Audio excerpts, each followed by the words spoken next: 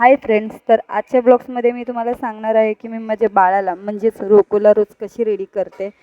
आधी माझी मम्मी त्याला मालिश आणि आंघोळ वगैरे घालून ठेवायची, पण माझं बाळ जास्त त्रास देत नाही म्हणून त्यामुळे मग मीच त्याला मालिश वगैरे आंघोळ वगैरे घालून ठेवते. मम्मी माझी कामाला जाते त्यामुळे तर त्याला आंघोळ वगैरे घालून ताईकडे देते, तर ताई त्याला मस्तपैकी पुसून वगैरे कपडे वगैरे घालून झोपवून ठेवते.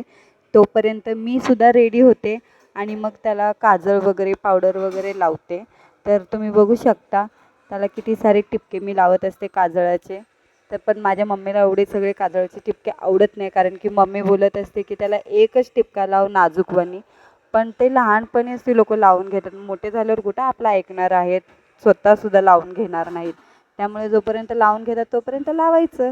आणि किती मस्त वाटतात ना लहान असल्यावरच, आणि ते सूट पण होतात त्यांना एवढे सारे काजळाचे टिपके लावल्यावरती. किती शांतपणे झोपलेला आहे, किती गोड दिसतोय झोपलेला आहे तर. आणि जरासुद्धा हालत नाही. किती मी त्याला हलवते म्हणजे पावडर वगैरे लावते, पुसून घेते, तरीसुद्धा हालत नाही आहे.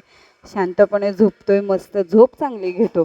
नाही जेव्हा झोपायचं म्हटल्यावरती अजिबात नाही, रात्रभर नुसता जागत असतो आणि दिवसा असा झोपतो.